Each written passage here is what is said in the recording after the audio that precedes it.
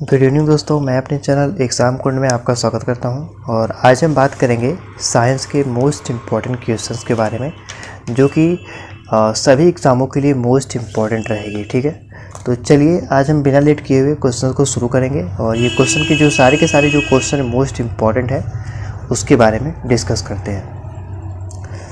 तो दोस्तों, अगर मैं बात कर लूँ क्वेश्चन नंबर 65 की शुरुआत करने के लिए, तो क्वेश्चन नंबर 65 है और इम्पॉर्टेंट क्वेश्चन है कि एक साफ शीशे में प्लेट पर पानी की बूंद गिरने से फैल जाता है, जबकि पारे में एक बूंद गोलाकार बनी रहती है। ऐसा किस रीज़न से होता है? तो ये क्वेश्चन भी मोस्ट इम्पॉर्टेंट है और अगर आपको क्लास अच्छी लगेगी तो लाइक करिएगा, शेयर करिएगा, सब्सक्राइब करिएगा। तो क्वेश्चन नंबर 65 का अगर मैं बात कर लूँ आंसर की, तो इसका जो सही आंसर होता है वो हमारा हो जाएगा सी। पारे के संसंजन उसका शीशा के साथ आसंजन से अधिक होता है। तो ये हमारा सी इज राइट आंसर हो जाएगा। देखते हैं क्वेश्चन नंबर 66। जब बर्फ पिघलती है तो इसका आयतन बढ़ता है, आयतन घटता है, द्रव्यमान बढ़ता है, द्रव्यमान घटता है। तो दोस्तों, जब बर्फ पिघलती है तो उसका जो आयतन है वो क्या होता है? घट जाता है। और ये क्वेश्चन आरआरसी में पूछा गया क्वेश्चन है, इसलिए मोस्ट इम्पॉर्टेंट है। क्वेश्चन नंबर 58 है कि 1.2 विशिष्ट घनत्व के द्रव्य में एक धातु के उस टुकड़े का भार क्या होगा जिसका भार हवा में 80 ग्राम और पानी में 70 ग्राम है। इम्पोर्टेंट क्वेश्चन है। अगर मैं बात कर लूँ इसके राइट आंसर की, तो हो जाएगा हमारा 65 ग्राम। ये क्वेश्चन आरआरबी में पूछा गया क्वेश्चन है, इसलिए मोस्ट इम्पॉर्टेंट है। क्वेश्चन नंबर 59 है किसी कमरे में एक कोने में सेंट की खुली बोतल या शीशी रख देने पर उसकी खुशबू सारे रूम में फैल जाती है, तो इसका रीज़न क्या है? ये क्वेश्चन तो आपने कक्षा 8 में भी पढ़ा होगा, क्लास 8 में। वाष्पन के कारण जो है वह बूंदें, सॉरी वाष्पन नहीं होगा, इसका होगा विसरण के कारण। विसरण के जो कारण जो है वह बूंदें फैल जाती है। ओके,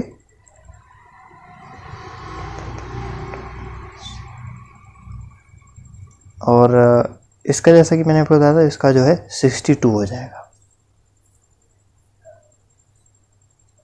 क्वेश्चन नंबर 60 है कि निम्नलिखित में से कौन सी भौतिक राशि है जो मात्रा में वृद्धि के बाद भी अप्रभावित रहती है? तो बहुत ही अच्छा क्वेश्चन है। तो इसका अगर मैं राइट आंसर की बात कर लूँ तो वो है घनत्व। ये क्वेश्चन आरआरबी में पूछा गया क्वेश्चन है, इलाहाबाद में, और मोस्ट इम्पॉर्टेंट क्वेश्चन है। तो 25 क्वेश्चन है, मोस्ट इम्पॉर्टेंट है। ये question MP police, Bihar police, लेखपाल, एनटीपीसी ग्रुप डी, ऐसे कई सारे एग्जाम हैं जिसमें ये सारे के सारे क्वेश्चन पूछे जाएंगे। क्वेश्चन नंबर 61 है किसी विशाल झरने की तली में पानी का तापक्रम उसके सबसे ऊपरी भाग की तुलना से अधिक होता है, क्योंकि? इसका रीज़न बताइए। तो दोस्तों, इसका अगर मैं बात कर लूँ सही रीज़न है तो क्योंकि तली के पानी में अधिक स्थितिज ऊर्जा होती है। तो b is a right answer. और ये क्वेश्चन एसएससी में पूछा गया है। क्वेश्चन नंबर 62 है निम्न में से कौन वैज्ञानिक पानी की टब में नहाते समय अचानक यूरेका यूरेका चिल्लाते हुए बाहर निकल आए थे? ये क्वेश्चन भी इम्पोर्टेंट है। तो इसका सही आंसर है वो है आर्किमिडीज। ओके, क्वेश्चन नंबर 63 है कि उत्प्लावी बल निर्भर करता है। तो उत्प्लावी बल जो है वो निर्भर करता है विस्थापित तरल के भार पर। तो ये क्वेश्चन भी मोस्ट इम्पॉर्टेंट है। क्वेश्चन नंबर 64 है कि चंद्रमा से किसी पिंड को पृथ्वी पर लाया जाए तो क्या होगा? चंद्रमा से यदि किसी पिंड को पृथ्वी पर लाया जाए तो क्या होगा? तो दोस्तों, अगर चंद्रमा से किसी पिंड को पृथ्वी पर लाया जाता है तो उसका द्रव्यमान जो है वो अपरिवर्तित रहेगा। चूँकि वो चंद्रमा पर रहेगा तो चंद्रमा के हिसाब से चलता है, ठीक है। और अगर वो पृथ्वी पे आएगा तो वो अपरिवर्तित रहेगा हमेशा। 67 नंबर क्वेश्चन है, एक पिंड किसी द्रव्य में तैर रहा है, पिंड और द्रव्य का घनत्व बराबर है। अगर पिंड के नीचे की ओर दबाकर छोड़ दिया जाए तो क्या होगा? पिंड को नीचे की ओर दबाकर छोड़ दिया जाए तो क्या होगा? तो दोस्तों जैसे कि कोई पिंड है, मतलब कोई आप ले लो, उसको पानी में ऐसे अचानक से दबा के छोड़ दो तो क्या होगा, ये आपको कुछ बताना है, ठीक है ना। तो ये क्वेश्चन भी गोरखपुर में पूछा गया क्वेश्चन है, बताइए। तो 67 का राइट आंसर है कि वह दोलन करने लगेगा। क्वेश्चन नंबर 68 है, निम्नलिखित में से कौन सा कथन सत्य है? पिघलने पर ठोस समानता फैलता है। बी है कि पिघलते पर बर्फ सिकुड़ती है। सी है कि बर्फ का घनत्व पानी के घनत्व से कम होता है। ये आपको बताना है। दोस्तों अगर मैं बात कर लूँ सही आंसर की, तो ये आंसर है 1, 2 और 3। ये तीनों के तीनों कथन सही है। ओके।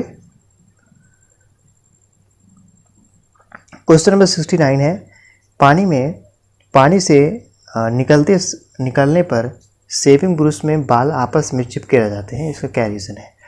जब आपने शेविंग की होगी तो जब आप पानी से जो ब्रश होता है, ठीक है, उसको निकालते हो तो उसमें बाल जो है वो चिपके रहते हैं दाढ़ी के। उसका रीज़न क्या होता है?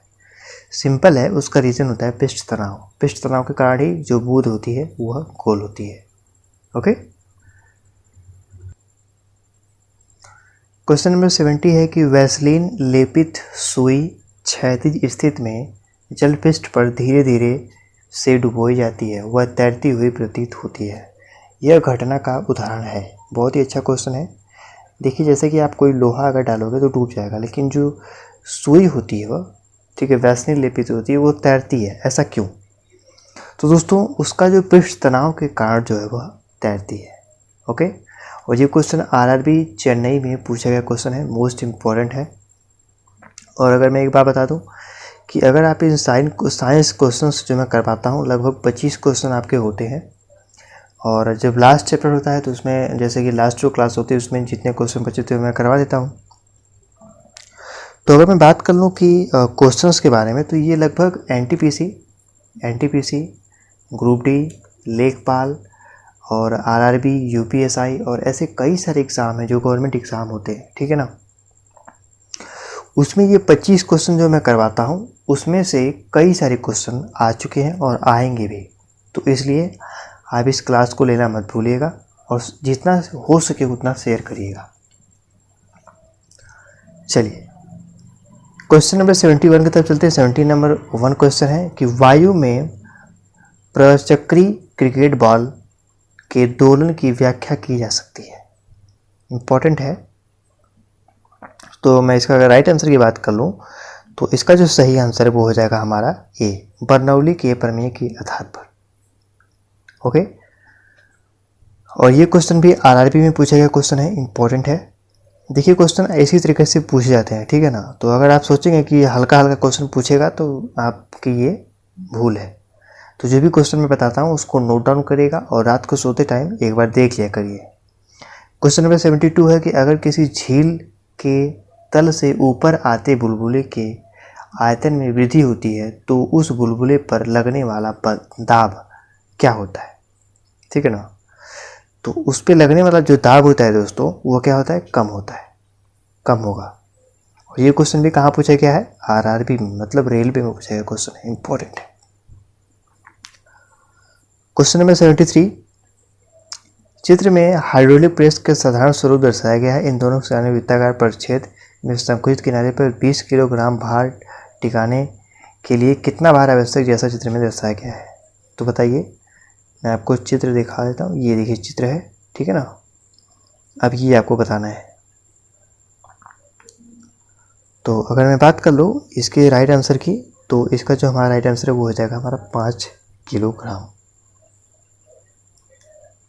तो हमारा A is a right answer. वैसे पूछा गया था कि संकुचित किनारे पर 20 किलोग्राम भार टिकाने के लिए कितना भार आवश्यक है, जैसा कि चित्र में दर्शाया गया है। तो 5 किलोग्राम जो भार है अगर आप टिका दोगे तो उसका जो भार है वो इक्वल हो जाएगा। ओके। तो ये जो क्लास है आज की यहीं समाप्त होती है। कल हम नए चैप्टर, नए अध्याय के बारे में बात करेंगे जिसका नाम है हीट, अर्थात ऊष्मा। तो अगर क्लास कैसी लगी मुझे कमेंट करके ज़रूर बताइएगा, और यदि अच्छी लगी हो तो लाइक करिएगा, शेयर करिएगा, सब्सक्राइब करिएगा अपने दोस्तों को। और दोस्तों मैं बता रहा हूँ 100% आपको गारंटी दे सकता हूँ कि इसी में से क्वेश्चन आएंगे। लगभग 25 क्वेश्चन ऑलरेडी रोज़ होते हैं, तो आपको चिंता करने की कोई दिक्कत नहीं है। तो क्लास कैसी लगी मुझे कमेंट करके ज़रूर बताइएगा। मिलते हैं अपनी अगली क्लास में, तब तक